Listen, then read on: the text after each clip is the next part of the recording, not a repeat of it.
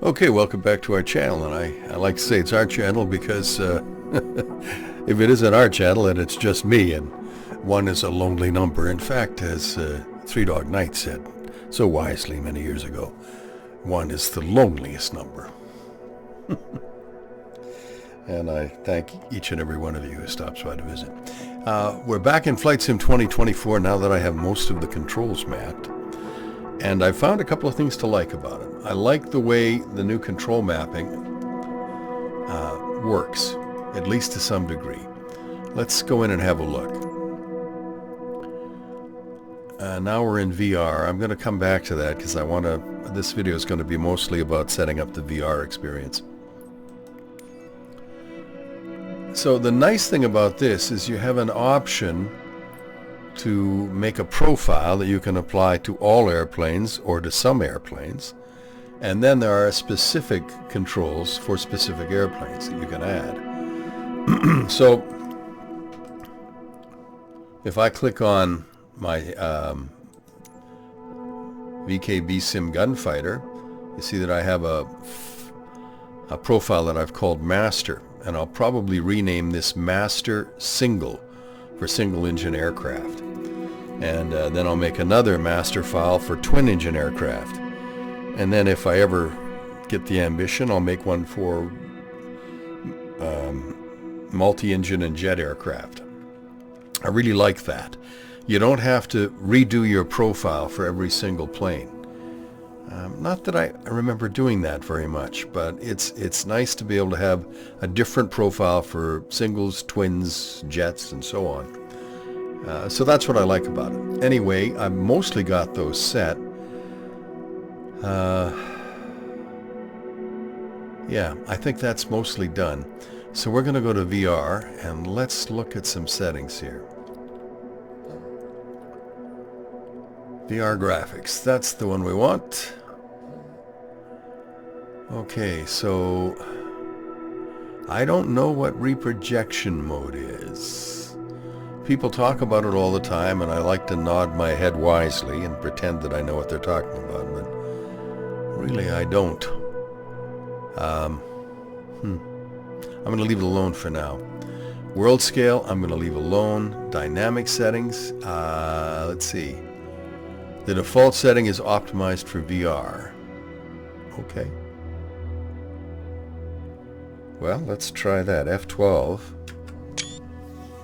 Okay, so that should give me a little bit better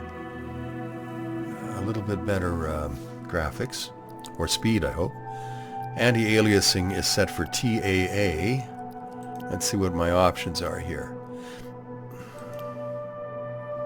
I've had really good luck with DLS Super Res. I know Steve over at VR Flight Sim Guy prefers, what's the other one that I'm thinking of?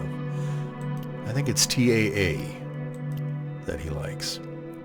But we're going to try super resolution here. Auto, what does that mean? Quality? Let's go for balanced and see what that does. I've got a hunch that my system isn't going to be powerful enough to run quality, which is weird because 2 years ago this was, pretty much state of the art. Just before I got the crystal and I guess I got this system just before the 3090 became available from NVIDIA. It's an Intel 9900 and 64 gigs of RAM on that, and then the NVIDIA 3090, which I really like because it's got lots of memory. But it's not a world beater by today's standards, is it? Okay, so let's save this. NVIDIA Reflex Low Latency reduces system latency and increases PC responsiveness. Well, let's see how that can do any harm. Let's leave it at that. Now we'll save.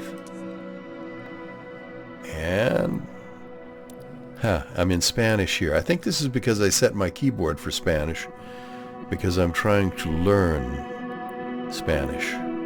Yo hablo español un poco. It's just something to do to keep my aging mind occupied and try and limit the speed of my decline into senility. All right. Oh, I'm depressing today, aren't I? Let's start the flight and see what happens. This takes a minute or two, but I kind of like the way it works. It's an overhead view through the clouds, and then it'll zoom us down to the airfield. There are things I like about this sim. In my last couple of videos, I did say I was hoping to be able to get the sim working and see if I could make a go of it. I think I'm going to find that my system is a little bit slow. I think I'm also going to find that I continue to dislike cloud-based gaming. I don't like being dependent on the internet to play this game because my internet connection can be a little bit iffy where I live, on the heart of the prairies in Canada. And if your internet goes south, it's really hard to download the stuff you need to play the game. With 2020, most of it's on your computer and you're downloading basically scenery, I think. But with 2024, you're downloading most of the game most of the time, as I understand it. And to me, that's problematic. And I can't think of any good reason to do it, given that the cost of storage is coming down. You can get an 8 terabyte external drive, granted not an SSD, but an external drive that'll run pretty fast, certainly faster than the internet. You get an 8 terabyte one for, I've seen them as low as $149 Canadian on Amazon, and I'm sure $300 or $400 would get you a really good one. If you want to spend $700 or $800, you can get an SSD version of an 8 terabyte drive. And really, if I had my druthers, I'd rather save my pennies and get a large drive and download everything I need to play flight sim in the places I want to play it with the airplanes I want to fly, without ever being on the internet, except to download all that stuff once. If you agree or disagree with me, make a comment. Let me know what you think. Is cloud-based gaming the wave of the future, or is it just something that's being forced on us? Is it a good idea? Well, I guess if you're an Xbox player, it's the only way you could do this game, because I don't think the Xbox has a lot of storage, right? I think you have to download what you need as you go to be able to play any version of this game on Xbox. Here we go. We're zooming into the airport runway. And that's the Savage Cub. That's probably my favorite airplane of all the ones I have. And it's a very simple airplane, so it's the one I like to start with. But we're starting off in New York, and I'll tell you what, I'm not convinced this is going to be good. Let's go to VR.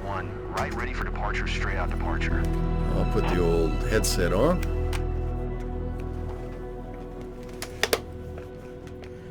And the crystal has just adjusted itself for my IPD.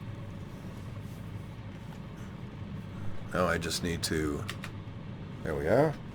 We're in the Savage Cub. Savage November, tree 2089er, altimeter 29er.90, straight out departure approved.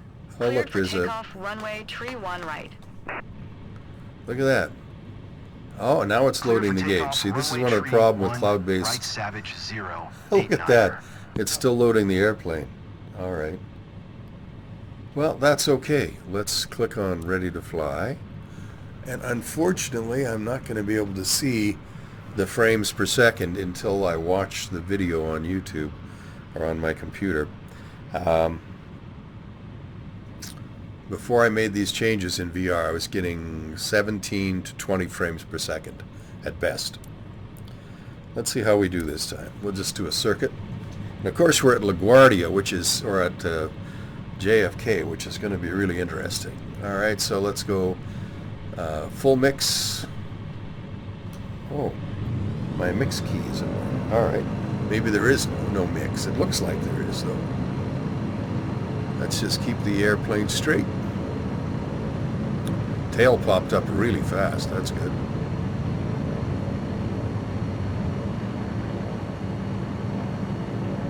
Controls feel smooth. I think I'm going to have to do a little bit with the rudder because it's a little bit too spasmodic. That's not bad, actually. As you get faster, takes a lighter foot.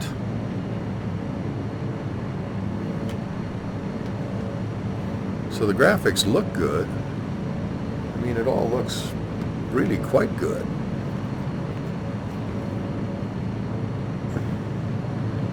I'm not sure that it's that big an improvement over Flight Sim 2020, but the runways look great. Here's something I don't like.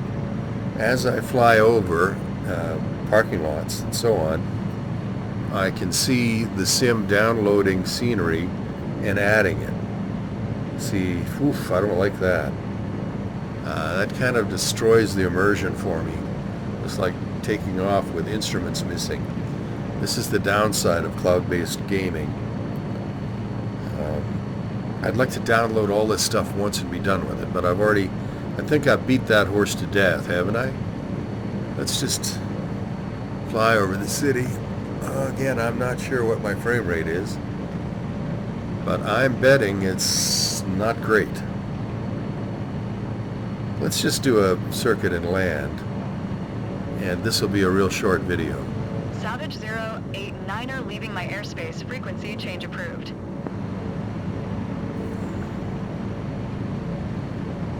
Well, let's fly back into our German Cargo airspace. 587, contact ground on 121.9er.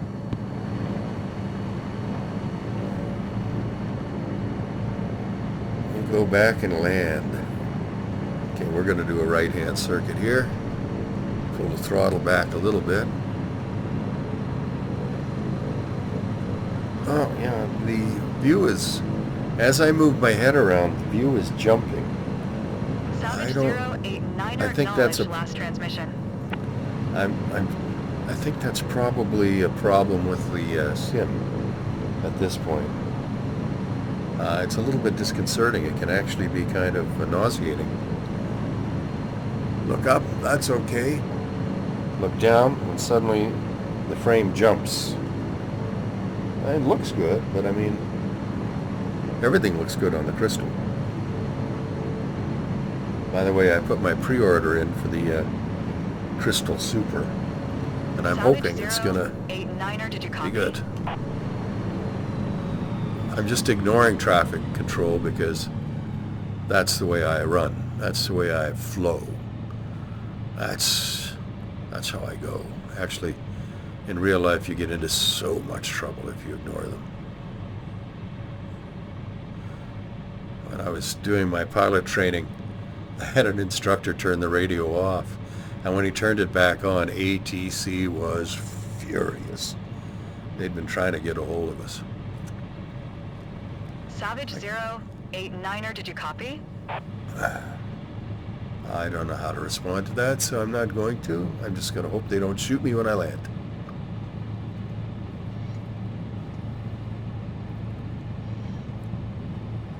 Okay, I think I'm gonna land on the runway to our right.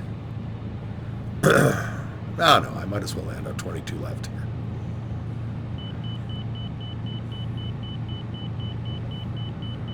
Just get lined up here. Savage 089er, ATC services terminated. Good day. I think she's a little mad. Okay, let's get over the center of the runway. Oops. Side slip, side slip, side slip.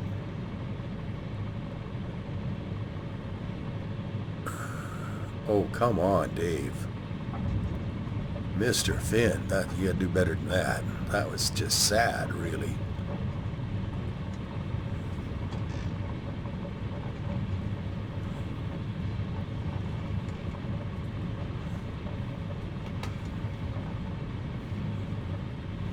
And I don't have brakes on my rudder pedals, so I have to use a brake on the stick. Let's keep that stick locked back, keep the tail down.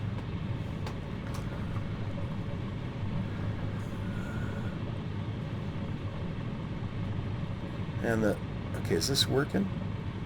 Oh, it is, okay. It wasn't working before. It's got a choke. Oh, and that's hot air entry. So there is no mix on this airplane. That's why my mix controls weren't working. Silly me. Well, let's just park over here. I'm sure no one will mind. Give her a little juice and move over there. Get off the runway. Yeah, just parking between the runways is fine. I'm sure they won't have a problem with that. Am I not their favorite pilot? Yeah, I am not. Okay. Okay. Well, the sim looks great, but the frame rate is you know, I won't say it's disappointing because it's about what I expected. The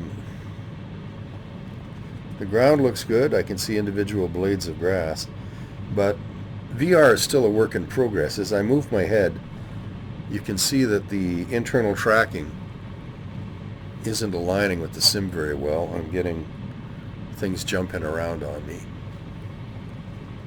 And I'm sure they'll get that sorted out. But I just have a basic issue with cloud-based gaming that you have to stream. I just think... Tower JetBlue 1851 at runway tree 1, right ready for departure IFR to Cancun. I think it's 180 JetBlue degrees in the wrong direction. Altimeter 29.8. Let's shut the engine Cleared off. for takeoff, runway Oops, sorry, I tree didn't 1 mean to do that. Well, maybe we have to do these guys. That mag off. That mag off. That should shut us down. Clear for takeoff, runway tree 1, didn't right want to do that. JetBlue 1851. Oh, if I hold the right mouse button down, it zooms me in, does it? No. Oh, it does if I'm not on any controls. That's actually kind of nice.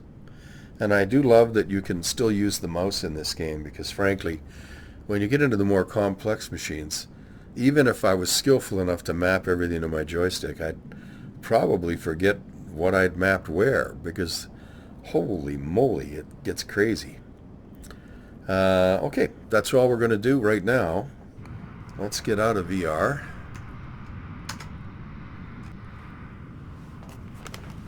I don't see my frame rate here.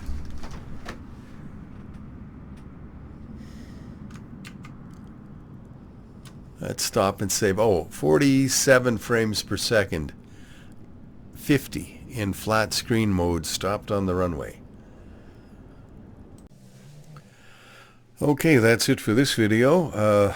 We've looked at a couple of things that are missing and a couple of things that look like they're going to be pretty good. I think the sim is not quite where 2020 was when it was released. I will say that the VR sim rate, the VR frame rate, is better in 2024 now at the outset than it was in 2020 when that launched. When that launched with my 3090 video card, I was getting a frame rate of about 15, unless I set the graphics rate down, way down. And in 2024, I'm averaging 28 to 30 with the graphics set on balanced, and it doesn't look too bad. Still, I'm hoping for some improvements, but the long-term solution is always, eventually, upgrade the system. You either keep playing the same version of the game forever, or as the game gets bigger, better, and requires more in terms of resources and power, well, then you upgrade. That's the bottom line. More videos to come. I think this sim has a lot of potential, but I think we're going to be a while getting there. And I would recommend that you hold off buying it unless you're willing to be a beta tester, basically. The next couple of months should be really revealing in terms of where this sim is going, and I hope that they improve it a lot. The one thing I don't expect to change is that it'll always be a cloud-based game, which I think is 180 degrees in the wrong direction, but Asobo never asked me about that.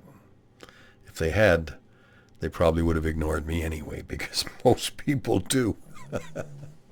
Okay, have a great day. Thanks for stopping by, and we'll see you again soon.